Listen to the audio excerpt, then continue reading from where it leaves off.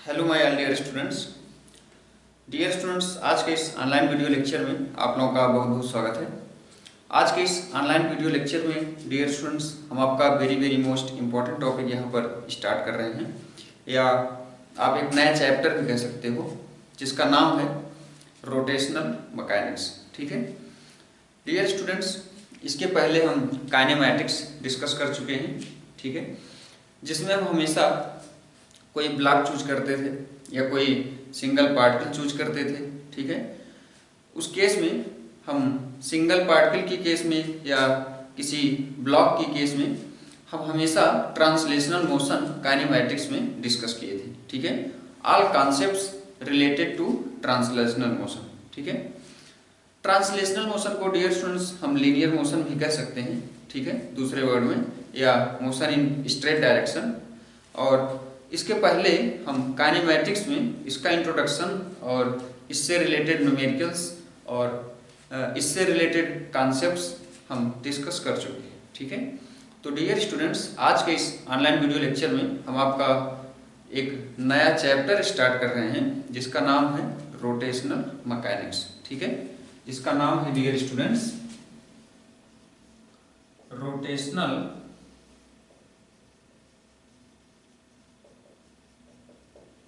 Mechanics.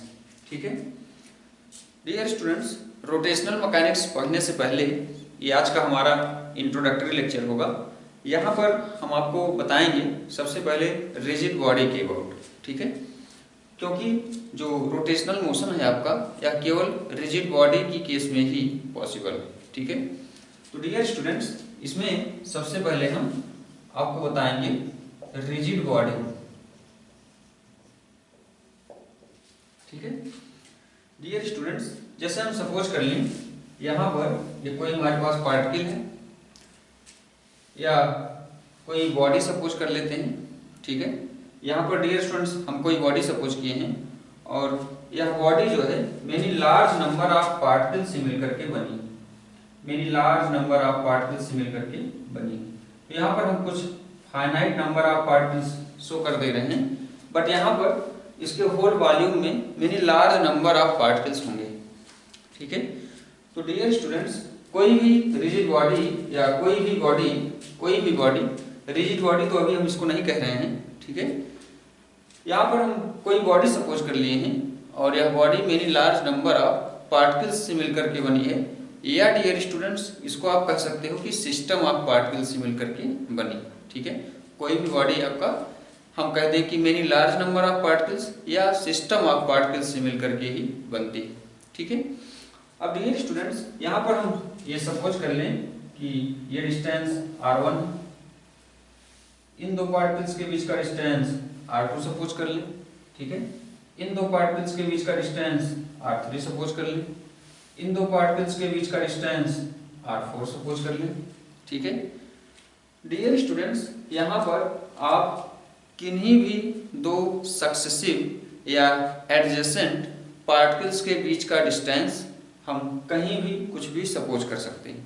ठीक है, तो यहाँ पर हमने आपको दिखाया है कि डिफरेंट पार्टिकल्स हम यहाँ पर इस बॉडी का चूज कर लिए हैं। ठीक है, और डिफरेंट डिस्टेंस यहाँ पर हम सपोज कर लिए हैं। ठीक है, अब डियर स्टूडेंट्स, यह बॉडी यहाँ से डिस्प्लेस होगी। सपोज कर लेते हैं यह पूरी की पूरी बॉडी यहाँ से डिस्प्लेस होती है।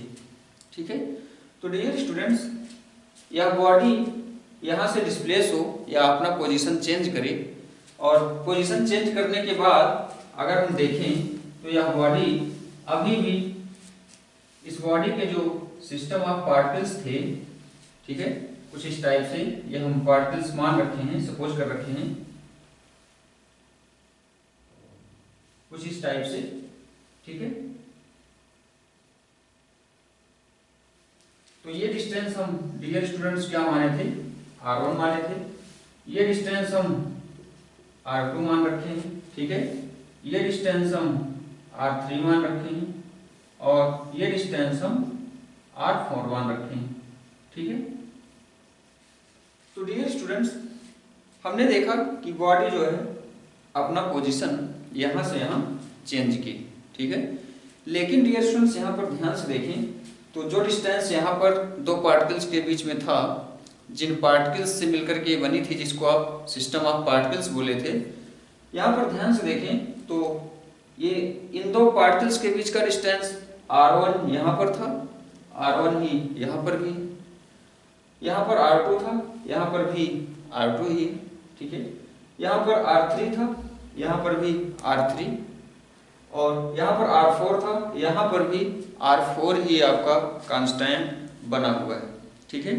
तो इस केस में डियर स्टूडेंट्स, अगर कोई बॉडी अपना पोजीशन चेंज करे, ठीक है, या मूव करे या मोशन हो इस बॉडी में, और मोशन के बाद during motion if it not change, या कह सकते हैं कि the distance does not change between any two successive particles, या कह सकते हैं कि between any two system of particles, ठीक है। डियर स्टूडेंट्स, किन्हीं भी दो पार्टिकल्स के बीच का डिस्टेंस अगर चेंज नहीं हो रहा है, कांस्टेंट बना हुआ है, तो उसको हम क्या बोलते हैं कि यह बॉडी जो है रिजिड बॉडी, ठीक है। आई होप आपको क्लियर हो गया होगा। Rigid body, dear students, rigid body की तरह कोई भी ऑब्जेक्ट बिहेव कर सकती है ना। तो यहाँ पर अगर केस क्या है, कंडीशन क्या है कि किन्हीं भी दो पार्टिकल्स के जो कॉन्स्टिट्यूएंट पार्टिकल्स हैं, जिन पार्टिकल्स से मिलकर के वो बॉडी बनी हुई है, उसमें किन्हीं भी दो सिस्टम ऑफ पार्टिकल्स या किन्हीं भी दो पार्टिकल्स के बीच का डिस्टेंस अगर फिक्स बना हुआ है, कांस्टेंट बना हुआ है, तो उसको हम बोलते हैं रिजिड बॉडी, ठीक है। तो डियर स्टूडेंट्स, यहाँ पर रिजिड बॉडी आई होप आपको क्लियर हो गया होगा। तो रिजिड बॉडी में डियर स्टूडेंट्स, यहाँ पर हम केवल और केवल इस चैप्टर में रोटेशनल की बात करेंगे। रिजिड बॉडी, क्योंकि यहाँ पर डियर स्टूडेंट्स, जैसा कि हमने आपको दिखाया है कि रोटेशनल बॉडी यहाँ पर, या कह सकते हैं कि ये जो पार्टिकल्स हैं, कॉन्स्टिट्यूएंट पार्टिकल्स, जिनसे मिलकर के आपकी रिजिड बॉडी बनी हुई है, ये डियर स्टूडेंट्स किसी भी एक्सिस के थ्रू अगर इस बॉडी को रोटेट करो, तब भी किन्हीं भी दो पार्टिकल्स के बीच की डिस्टेंस चेंज नहीं होने वाली है, ठीक है, फिक्स ही रहने वाली है। यहाँ पर हम आपको क्या कहना चाह रहे हैं, फिर से समझेंगे। बॉडी आपका चाहे जिस टाइप का मोशन करे, चाहे वो ट्रांसलेशनल मोशन करे, चाहे वो सर्कुलर मोशन करे, चाहे वो सर्कुलर पाथ पर रोटेट करे, डियर स्टूडेंट्स, ये जो कॉन्स्टिट्यूएंट पार्टिकल्स हैं, इनके बीच का डिस्टेंस चेंज नहीं होना चाहिए, ठीक है, तभी आप इसको रिजिड बॉडी कहोगे। तो मतलब इन case of rigid body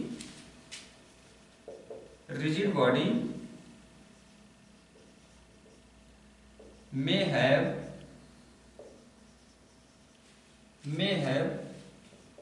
total three types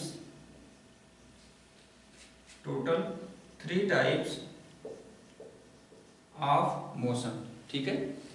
dear students, यहाँ पर हमने आपको बताया कि ये जो रिजिड बॉडी है, यह टोटल 3 टाइप का मोशन रख सकती है। मतलब यहाँ पर आपकी कंडीशन वो बिल्कुल इंक्लूड होनी चाहिए, बिल्कुल फॉलो होनी चाहिए। कौन सी कंडीशन? कि इनके किन्हीं भी दो पार्टिकल्स के बीच का जो डिस्टेंस है वो कांस्टेंट रहे, ठीक है। यहाँ पर मोशन चाहे जैसा कह सकते हैं कि हम यहाँ पर ट्रांसलेशनल मोशन, रिजिड बॉडी में है first type translational motion, second होता है रोटेशनल मोशन, और थर्ड होता है ट्रांसलेशनल प्लस रोटेशनल मोशन, ठीक है। एक रिजिड बॉडी ये 3 टाइप का मोशन टोटल कंटेन कर सकती है। पहला ट्रांसलेशनल मोशन, जो कि हम इस चैप्टर में नहीं डिस्कस करने वाले हैं, ठीक है, क्योंकि ये आपका बिल्कुल काइनेमैटिक्स की तरह है।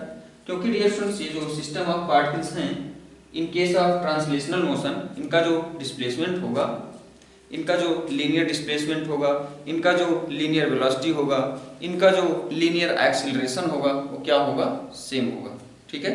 तो डियर स्टूडेंट्स, यहाँ पर हम सिस्टम ऑफ पार्टिकल्स की बात करें या वन पार्टिकल्स की बात करें, जैसा हम काइनेमैटिक्स में डिस्कस कर चुके हैं, तो ऑल कॉन्सेप्ट्स आपके पूरे के पूरे वही यहाँ पर फॉलो होंगे। ठीक है, तो जहाँ पर रिक्वायरमेंट होगा हम उन फार्मूलों का भी यूज करेंगे और इन दोनों का सिमिलर जो है, जो भी कॉन्सेप्ट होंगे, जो भी रिलेशन होंगे उनको भी हम आगे डिस्कस करेंगे। ठीक है, तो डियर स्टूडेंट्स, यहाँ पर हम इस चैप्टर में इसेंशियली रोटेशनल मोशन और ट्रांसलेशनल प्लस रोटेशनल मोशन यहाँ पर डिस्कस करने वाले हैं इस चैप्टर में। ठीक है, तो आई होप यहाँ पर आपको रिजिड बॉडी क्लियर हो गया होगा। ठीक है, अब डियर स्टूडेंट्स, यहाँ पर यह बॉडी ध्यान से देखें कि इन केस ऑफ रोटेशन कैसे इन दो पार्टिकल्स के या इन दो सिस्टम ऑफ पार्टिकल्स या किन्हीं भी दो पार्टिकल्स के बीच का डिस्टेंस फिक्स रहने वाला है। ठीक है, यहाँ पर very simple example dear students एक हम सपोज कर लेते हैं। ये हम सपोज कर लेते हैं कोई बॉडी है हमारे पास, यहाँ पर ये हम कोई एक्सिस सपोज कर लेते हैं जहाँ से इस बॉडी को हम पाइवोट कर देते हैं। ठीक है, पाइवोट का मतलब यहाँ पर डियर स्टूडेंट्स इसके हम इस एंड को किसी स्क्रू के हेल्प से या किसी रॉड के हेल्प से यहाँ पर हम क्या करते हैं कि इस बॉडी के इस एंड को, अपर एंड को फिक्स कर देते हैं। ठीक है, अब डियर स्टूडेंट्स, ये जो बॉडी है ये कई सिस्टम ऑफ पार्टिकल से मिलकर बनी होगी। ठीक है, अब जब यहाँ पर इसको हम फिक्स कर दिए, ये डियर स्टूडेंट्स यहाँ पर ध्यान दीजिएगा, ये जो फिक्स है ये किस एक्सिस के थ्रू फिक्स है? ये जो एक्सिस है यहाँ पर ये सिंबल क्या बताता है? ये सिंबल क्या बताता है? From outward to inward. ठीक है, जो एक्सिस है आपका वो आउटवर्ड से इनवर्ड, मतलब ऐसे ऐसे। ठीक है, आउटवर्ड से इनवर्ड। तो डियर स्टूडेंट्स, यहाँ पर ये एक्सिस है आपका। अब इस एक्सिस के थ्रू इस बॉडी को रोटेट कर दो, तब भी यहाँ पर इन दो पार्टिकल्स के बीच का डिस्टेंस जो था पहले, किन्हीं भी दो पार्टिकल्स के बीच का डिस्टेंस जो था यह आपका कांस्टेंट रहने वाला है।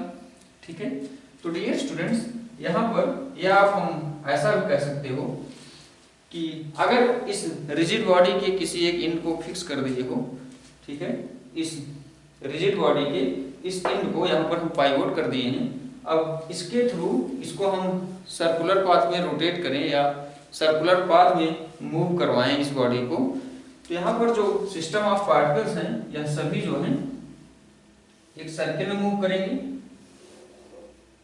ठीक है, जितने भी पार्टिकल्स हैं ये क्या करेंगे? एक सर्किल में मूव करेंगे।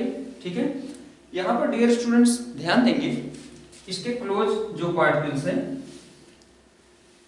यहाँ पर जो एक्सिस, यहाँ पर जो एक्सिस सपोज की हो, जहां पर पाइवोट की हो, ये जो from outward to inward axis गई है, इसके थ्रू इस बॉडी को रोटेट कर रहे हो, तो यहाँ पर ये जो पार्टिकल्स हैं, जिन पार्टिकल्स से मिलकर के ये बनी है बॉडी हमारी, अगर डियर स्टूडेंट्स यहाँ पर हम इसको इस टाइप से रोटेट कर देंगे, तब भी यहाँ पर हम देखें तो किन्हीं भी दो पार्टिकल्स के बीच का जो डिस्टेंस है वह कांस्टेंट रहने वाला है आपका। ठीक है, तो यहाँ पर हम कह सकते हैं कि रिजिड बॉडी रोटेशनल मोशन रख सकती है। ठीक है, अब डियर स्टूडेंट्स, हम अपकमिंग लेक्चर्स में आपका ट्रांसलेशनल प्लस रोटेशनल का भी इंट्रोडक्शन देंगे, जिसको हम दूसरे फॉर्म में रोलिंग मोशन भी बोलते हैं। तो वहां पर डियर स्टूडेंट्स आपका कोई बॉडी रोलिंग मोशन करती है, मतलब दूसरे वर्ड में हम कह सकते हैं कि ट्रांसलेशनल और रोटेशनल दोनों मोशन करती है। ठीक है, तो उस टाइप के मोशन को हम एक अलग टाइप का नाम दे देते हैं, जिसको हम रोलिंग मोशन बोलते हैं। ठीक है, तो उसको हम अपकमिंग लेक्चर्स में डिस्कस करेंगे। यहाँ पर डियर स्टूडेंट्स, आज के इस लेक्चर में हम आपको केवल सिखाना चाहते हैं रिजिड बॉडी का कंप्लीट इंट्रोडक्शन। ठीक है, अब डियर स्टूडेंट्स, यहाँ पर हम देख सकते हैं कि जो रिजिड बॉडी है वह रोटेशनल मोशन भी रख सकती है, किन्हीं भी दो पार्टिकल्स के बीच का डिस्टेंस यहाँ पर चेंज नहीं हो रहा है। ठीक है, लेकिन डियर स्टूडेंट्स, यहाँ पर हम देखें तो एवरी पार्टिकल्स, जिन पार्टिकल्स से मिलकर के बनी हुई है, जिनको हम कॉन्स्टिट्यूएंट पार्टिकल बोलते हैं, तो constituent, every constituent particles moves in circle. ठीक है, तो डियर स्टूडेंट्स, ये सभी पार्टिकल्स इसके जो मूव कर रहे हैं, किस एक्सिस के थ्रू मूव कर रहे हैं? यहाँ पर इस एक्सिस के थ्रू इनके सारे के सारे पार्टिकल्स या सिस्टम ऑफ पार्टिकल्स मूव कर रहे हैं। ठीक है, तो जिस एक्सिस के थ्रू ये बॉडी मूव करती है या जिस एक्सिस के थ्रू इनके जो सिस्टम ऑफ पार्टिकल्स हैं वह सर्कुलर मोशन करते हैं, उसी एक्सिस को हम क्या बोलते हैं, एक्सिस ऑफ रोटेशन बोलते हैं। मतलब यहाँ पर इस केस में ये हमारा क्या है, एक्सिस ऑफ रोटेशन या रोटेशनल एक्सिस भी दूसरे वर्ड में कह सकते हैं। ठीक है, तो ये आपका होता है axis of rotation in case of rotational motion. ठीक है डियर स्टूडेंट्स, आई होप यहाँ पर आपको क्लियर हो गया होगा कि कोई भी रिजिड बॉडी दो टाइप का मोशन कर सकती है, एक तो ट्रांसलेशनल, दूसरा रोटेशनल। तीसरा भी डियर स्टूडेंट्स मोशन ये कर सकती है ट्रांसलेशनल प्लस रोटेशनल, जो कि एक स्पेशल टाइप का मोशन होता है जिसको हम रोलिंग मोशन भी बोलते हैं। ठीक है, जैसे आपका जो रोलर होता है उसका जो व्हील्स होता है उसमें देखो तो वो आगे भी बढ़ता है और उसका व्हील्स जो है सर्कुलर मोशन भी करता है। ठीक है, तो डियर स्टूडेंट्स सर्कुलर मोशन यहाँ पर आप जैसे सपोज कर सकते हो कि जैसे हम कुएं से जो है पानी निकालते हैं तो with the help of pulley, जो आपका पुल्ली होता है वह भी किसी एक एक्सिस के थ्रू पुल्ली जो है मूव करती है। ठीक है, तो डियर स्टूडेंट्स यहाँ पर आई होप आपको क्लियर हो गया होगा कि ट्रांसलेशनल मोशन, रोटेशनल मोशन और ट्रांसलेशनल प्लस रोटेशनल हमने जैसा कि बताया कि हम इसके बारे में आपको कंप्लीट इन्फॉर्मेशन अपकमिंग लेक्चर्स में इस पर पूरा लेक्चर बनाएंगे। ठीक है, क्योंकि ये आपका वेरी वेरी मोस्ट इम्पॉर्टेंट है आगे, और इस पर ये भी थोड़ा सा, इसमें भी कई टॉपिक्स हैं, ये लार्ज टॉपिक है तो इसको हम यहाँ पर नहीं इन्वॉल्व कर रहे हैं। ठीक है, तो यहाँ पर डियर स्टूडेंट्स हम आइए आगे बढ़ते हैं। यहाँ पर जो रोटेशनल मोशन है या जो रोटेशनल मैकेनिक्स है, यहाँ पर हम आज का इस लेक्चर में केवल रोटेशनल मैकेनिक्स का यहाँ पर इंट्रोडक्शन और रिजिड बॉडी का इंट्रोडक्शन, ठीक है, यहाँ पर हमने आपको प्रोवाइड कर रखा है आज के इस लेक्चर में। तो डियर स्टूडेंट्स आइए हम आगे बढ़ते हैं। हमने देखा यहाँ पर कि जो रिजिड बॉडी है या टोटल 3 टाइप का मोशन कर सकती है, और केस क्या है, कंडीशन क्या है कि किन्हीं भी दो पार्टिकल्स के बीच का डिस्टेंस जो है वो चेंज नहीं होगा। ठीक है, अब डियर स्टूडेंट्स यहाँ पर एक कॉन्सेप्ट और वेरी इंपॉर्टेंट है, यहाँ पर इसको ध्यान से समझेंगे। जैसे ये हमने आपको बता रखा था, यहाँ पर इसको हम पाइवोट किए थे। ठीक है, ये हमारे सिस्टम ऑफ पार्टिकल्स थे जिनसे मिल करके ये बॉडी हमारी बनी हुई थी। ठीक है, अब डियर स्टूडेंट्स अगर इस बॉडी को हम सर्कुलर पाथ में रोटेट करें या सर्कुलर पाथ में मूव करवाएं इस एक्सिस के थ्रू, तो डियर स्टूडेंट्स यहाँ से ये पार्टिकल, सारे के सारे पार्टिकल्स जैसा कि हमने आपको बताया सर्कुलर मोशन करेंगे। ठीक है, तो डियर स्टूडेंट्स यहाँ पर हम देख रहे हैं कि जो रोटेशनल एक्सिस से जो पार्टिकल जितना ज्यादा डिस्टेंस पर है, ये अगर आपका रोटेशनल एक्सिस हो गया तो रोटेशनल एक्सिस से ये फर्स्ट पार्टिकल हो गया, ये सेकंड हो गया, ये थर्ड हो गया, फोर्थ हो गया, फिफ्थ हो गया, ऐसे ही nth पार्टिकल्स होंगे। तो डियर स्टूडेंट्स यहाँ पर ध्यान दें, तो जो पार्टिकल्स इसके जितना क्लोज होगा किसके, एक्सिस ऑफ रोटेशन के, तो जो पार्टिकल्स एक्सिस ऑफ रोटेशन के जितना क्लोज होगा, क्योंकि डियर स्टूडेंट्स इसको आप रोटेट करोगे सर्कुलर पाथ में, ठीक है, या इसको आप सर्कुलर पाथ में मूव करवाओगे, तो जो पार्टिकल्स इस एक्सिस ऑफ रोटेशन के क्लोज होगा, यह पार्टिकल्स भी सेम टाइम में एक चक्कर या एक सर्किल कंप्लीट करेगा, एक राउंड कंप्लीट करेगा। जो पार्टिकल्स यहाँ पर इससे लार्ज डिस्टेंस पर है, ठीक है, मान लो ये डिस्टेंस r1 था, इसका डिस्टेंस r2 सपोज कर ले रहे हैं, अगले वाले का डिस्टेंस r3 सपोज कर ले रहे हैं।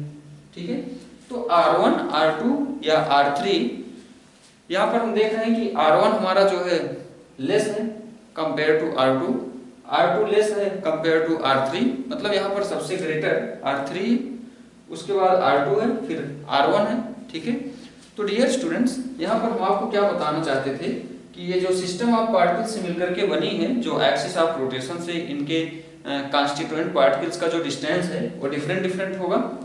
ठीक है, तो डियर स्टूडेंट्स यहाँ पर जो पार्टिकल जितना ज्यादा क्लोज होगा, जो पार्टिकल जितना ज्यादा क्लोज होगा किसके, एक्सिस ऑफ रोटेशन के, जो पार्टिकल्स एक्सिस ऑफ रोटेशन के जितना ज्यादा क्लोज होगा वह उतनी ही स्लो स्पीड से मूव करेगा।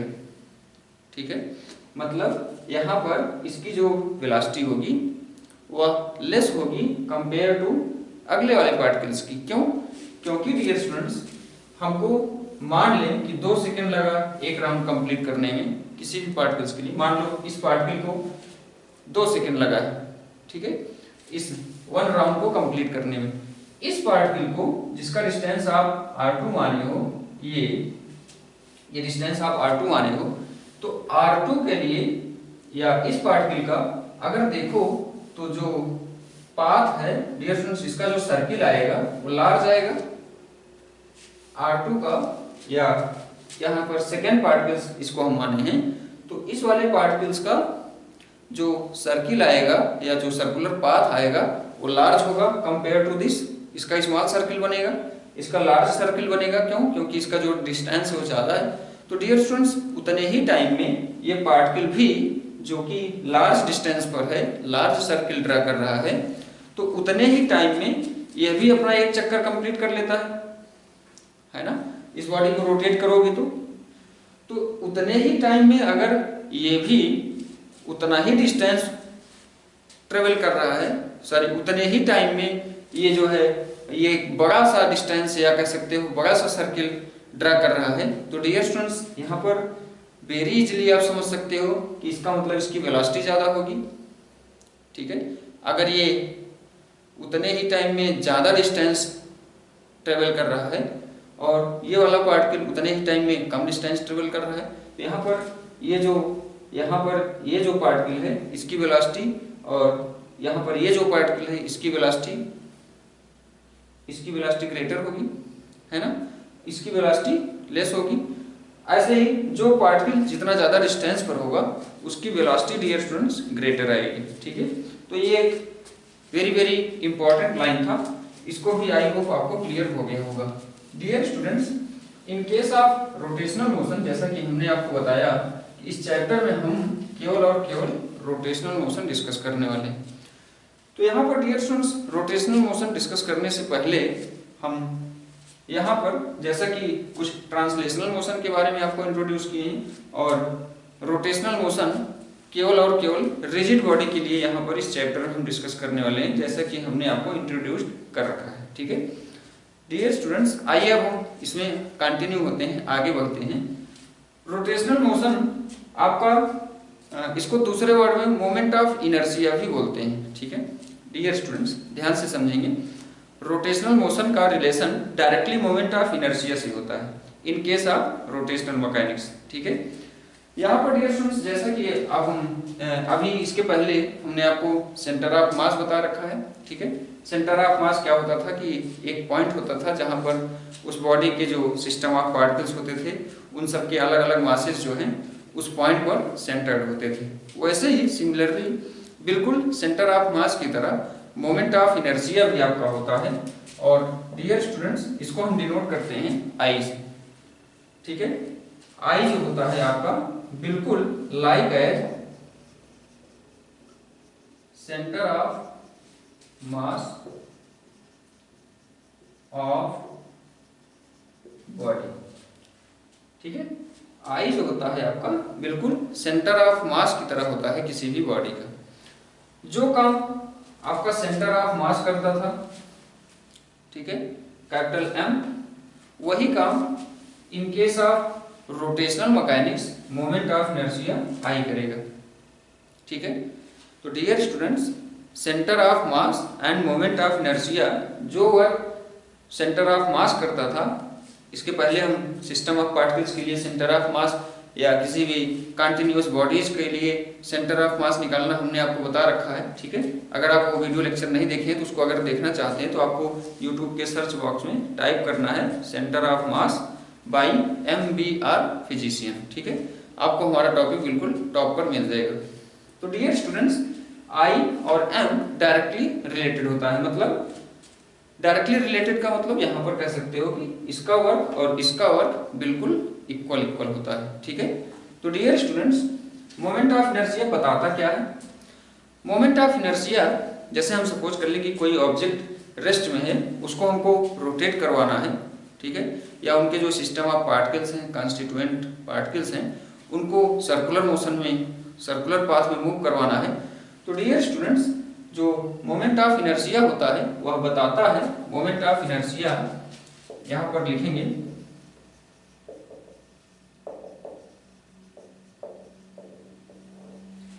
Moment of inertia is denoted by I, ठीक है, और moment of inertia represents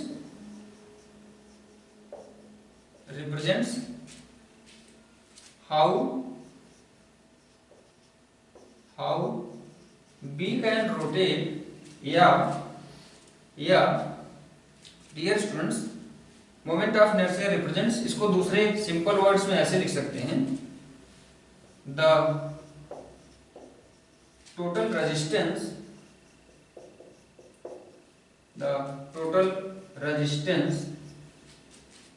to rotate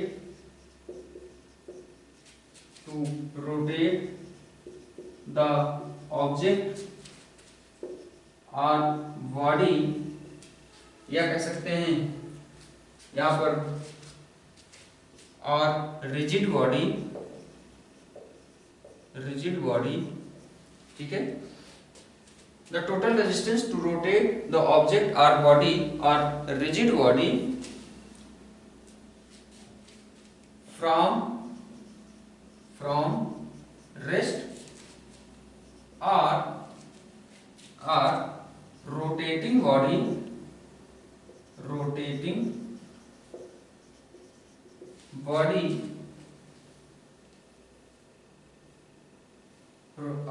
rotating body to keep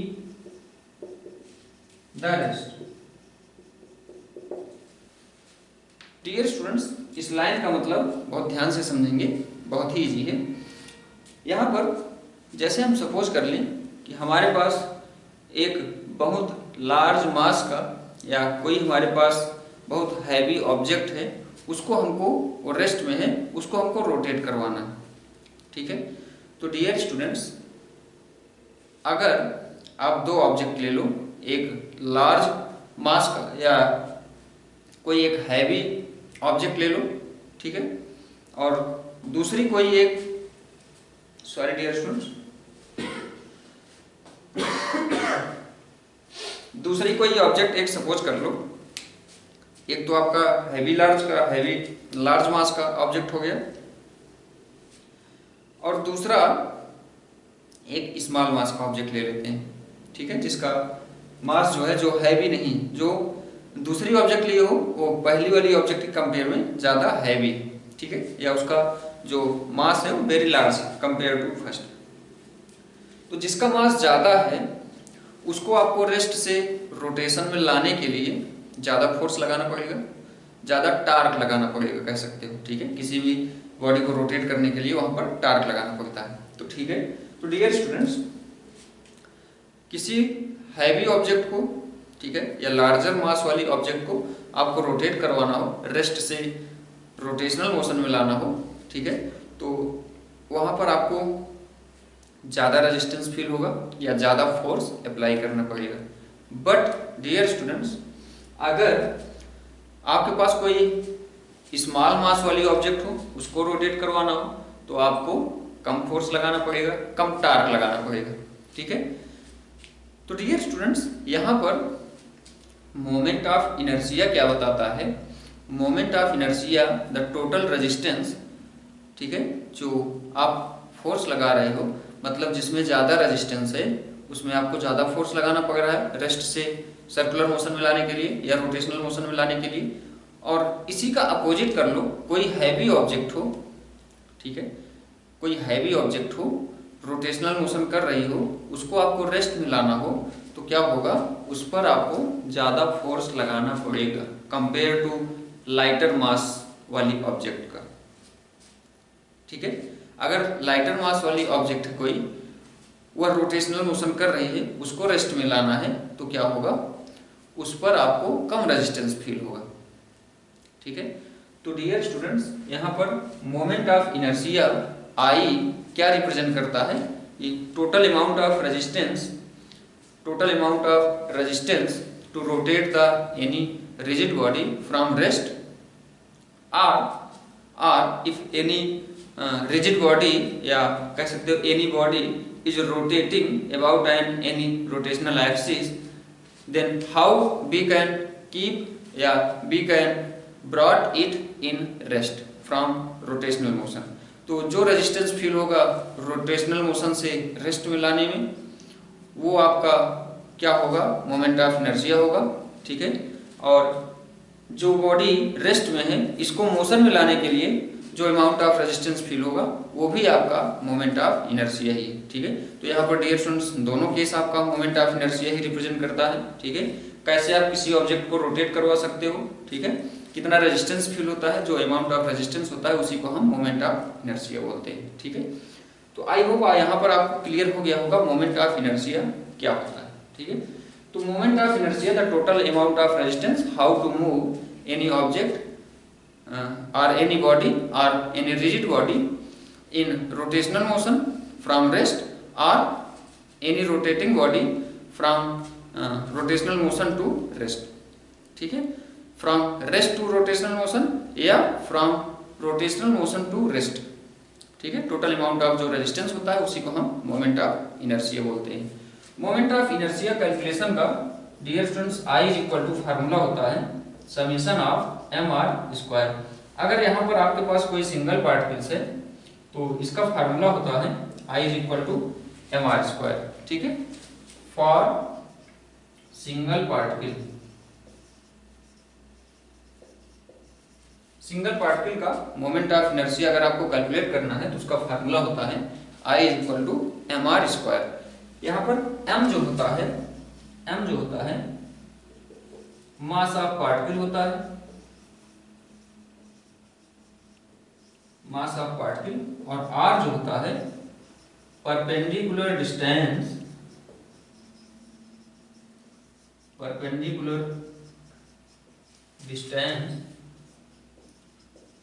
from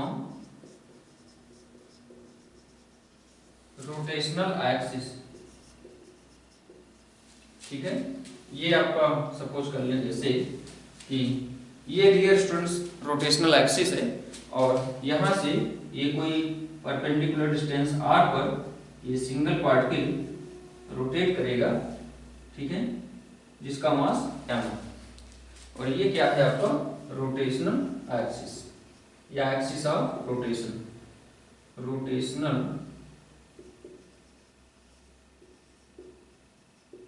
axis. ठीक है, तो डियर स्टूडेंट्स जो रोटेशनल एक्सिस है, यहाँ पर रोटेशनल एक्सिस से परपेंडिकुलर डिस्टेंस पर जो पार्टिकल है यहाँ पर ये r जो है वो डिस्टेंस रिप्रेजेंट कर रहा है। ठीक है, तो इसको यहाँ पर ध्यान देंगे, इस फार्मूले से हम moment of inertia of single particle calculate करते हैं। यहाँ पर डियर स्टूडेंट्स एक से अधिक पार्टिकल हों, अगर हमारे पास सिस्टम ऑफ पार्टिकल्स हों तो उसके लिए मोमेंट ऑफ इनर्शिया हम कैसे कैलकुलेट करेंगे, आइए देखते हैं।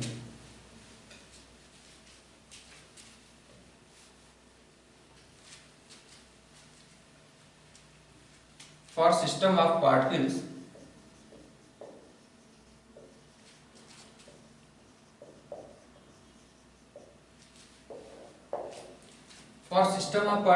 Dear students moment of inertia I is equal to, हमारा फार्मूला होता है m समेशन mi/r/2।